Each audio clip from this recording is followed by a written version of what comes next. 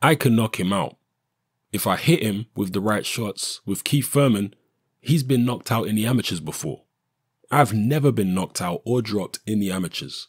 He's been dropped and knocked out in the amateurs. Everybody knows that. He can be knocked out. It's been proven. With Garcia, I saw he faded, just like he did with Robert Guerrero. He faded in the later rounds and started moving around the ring. In the first half, he was doing great. I didn't think he would come out at Danny Garcia the way he did in the first few rounds, but he did. In the later rounds, I guess he get tired and started running around the ring. He really didn't fight the last 4 or 5 rounds. Danny should have picked up the pace, but he didn't. Those are the words of Errol Spence Jr. talking about his rival and fellow champion, Keith one-time Thurman. He says some interesting things there. He says that he's never been knocked out or dropped in the amateurs. Now remember, going into the Kell Brook fight, there was a whole heap of people, Kell Brook fans mainly, who were banging on about how Errol Spence has got a suspect chin because some journeyman rocked him or some fringe contender rocked him in one of his early fights. They were literally hanging their hopes on Errol Spence having a suspect chin. But as you saw in the Kell Brook fight, he don't have a suspect chin. He took Brook's punches just fine. And here he's saying that he's never been down in the amateurs. That's quite a feat. Because most fighters get dropped in the amateurs if they have long amateur careers. Mike Tyson got dropped in the amateurs. He had a great chin.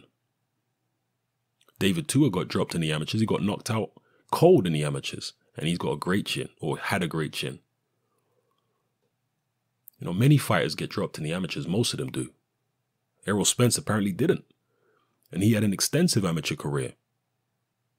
So, you know, that's interesting right there. Keith Thurman is one of those people who has been knocked out in the amateurs. Errol Spence is obviously putting some stock in that. Then you've got what he says there about Keith Thurman fading late in fights. Starting strong with Danny Garcia and fading late. Personally, I don't think it's necessarily a case of Keith Thurman fading late.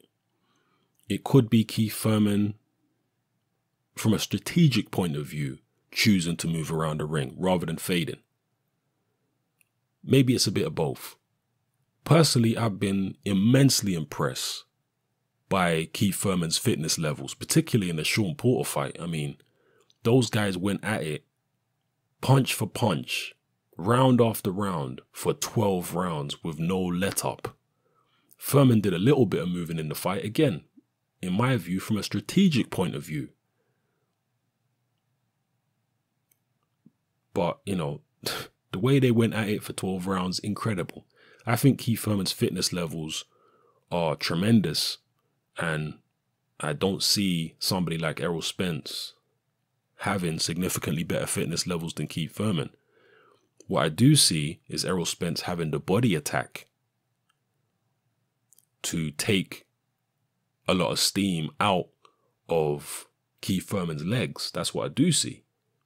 So if anyone can make Keith Thurman legitimately fade down the stretch, I think it's somebody like Errol Spence who's got them kind of body punches. But if he's hoping that you don't even have to attack the body that much and Keith Thurman's just going to fade enough for you to beat him down the stretch anyway, I think that's a foolish thing to pin your hopes on. I think Thurman has good fitness levels, very good fitness levels. I just think strategically he decides to move. I mean, look at him against Leonard Bundu. He dropped Bundu in the first round, but from the second or third round on, he decided to get on his bike and move around the ring. What, was he gassed after 1 or 2 rounds against Bundu? I seriously doubt it. It was just a strategic choice. And it was the same with Garcia. He came out and attacked Garcia early on in the fight, rocked him. But as the rounds progressed, he realized he wasn't going to get Garcia out of there, at least not easily. So he decided to get on his bike and use Garcia's slow foot speed against him. It's a well-known fact that Danny Garcia don't have the quickest feet. So Keith Thurman said, why not exploit that? Let me move around. Let me force him to come forward, and if I can catch him reaching off balance, then I'll tag him with something and maybe then I'll take him out. But, you know, there's no point in me staying in the pocket and giving him chances that he doesn't need. That's the way I interpreted those fights. The Robert Guerrero fight, I think it was more Guerrero switching up his tactics, which made Keith Thurman get on his bike than anything else. Because after he dropped Robert Guerrero late in that fight, remember, if you watch that fight, it was primarily Keith Thurman on his front foot for most of the fight. And Robert Guerrero looking intimidated. But as soon as Guerrero got dropped, he got up and he just said to himself, you know what? Let me just throw all caution to the wind and attack Keith Thurman. If I get knocked out, I get knocked out. But I have to gamble now because I'm a mile behind on the scorecards. The only way I'm going to win this fight is by knocking this guy out. And if I don't knock him out, he's going to knock me out. So I might as well just go for it. And from that moment on, Robert Guerrero was like a bull in a china shop charging at Keith Thurman.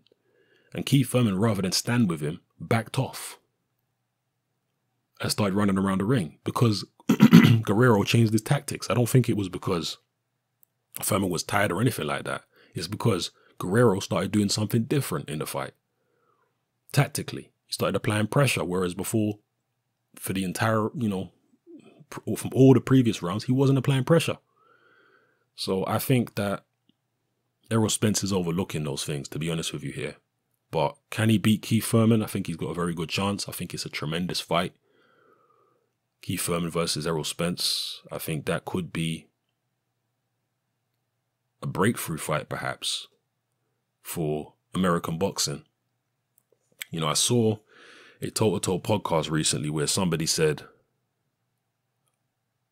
is Errol Spence carrying the flag for American boxing right now? And Spencer Theron said it's disrespectful to even suggest that because you've got guys like Terence Crawford out there doing great things. Well, Terence Crawford has obviously achieved a lot more than Errol Spence.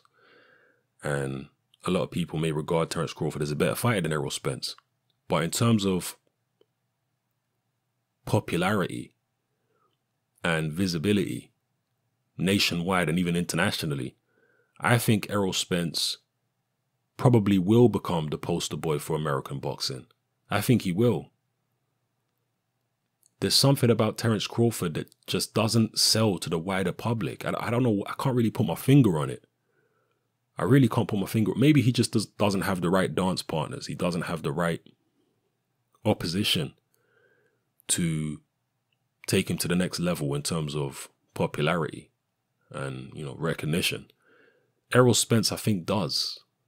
He's got people like Keith Thurman, you know, other American fighters, Danny Garcia, so on and so forth, even Pacquiao. He's got people like that in his division. Terence Crawford don't have people that popular, particularly not American fighters like that or American-based fighters like Pacquiao who are that popular in his division. Because Spence has that, I think he is starting to become the new poster boy for American boxing. I think he is. So, yeah, he potentially could be flying the flag for American boxing. And that fight right there, Spence versus Thurman, I think that could be the fight to do it. That could be the fight to somewhat reignite the interest in boxing in the United States. We'll see. I think Keith Thurman is a more dynamic fighter than Kell Brook. I agree with what Errol Spence said previously in that Keith Thurman's probably not as physically strong as Brook, probably not as big. But punch for punch, he probably hits just as hard as Brook, if not a bit harder. And I just think he's more dynamic. He has better movement, I think. He's not as stiff and robotic as Kell Brook. Keith Thurman is not a great inside fighter, but he can fight in the pocket. We saw that in spots against Sean Porter. He can fight in the pocket. He doesn't just hold on the inside the way that Kell Brook does. So, yeah, I think Thurman's more versatile and dynamic than Brook. Brook has certain advantages over Thurman. I think Brook throws the better straight shots. I think he's got a better jab than Keith Thurman. I think he's physically stronger. I think he's taller. But as I say, there are pros and cons, pluses and minuses for both Brook and Keith Thurman. But I personally think that Keith Thurman will do better. Actually, let me not say who he'll do better against. Spence than Kell Brook did. Well, I think that fight will probably go the distance. Keith Thurman against Errol Spence. I think the fight probably goes the distance. If it does end by KO, I suspect it will be Errol Spence stopping Keith Thurman with a body shot. But if I had to put money on it, I would say that fight goes 12 rounds. I think it'll be a very good fight, very interesting fight. I would say it goes 12 rounds. So even if Keith Thurman lost, from that perspective, I guess you could say he did better than Kell Brook. But Kell Brook won a lot of the early rounds against Errol Spence. So I don't know. Anyway, it's a fascinating fight, and I'll talk more about it as and when, if and when that fight gets made. So let me know what you think about everything I've talked about in this video. It's happening, I'm out.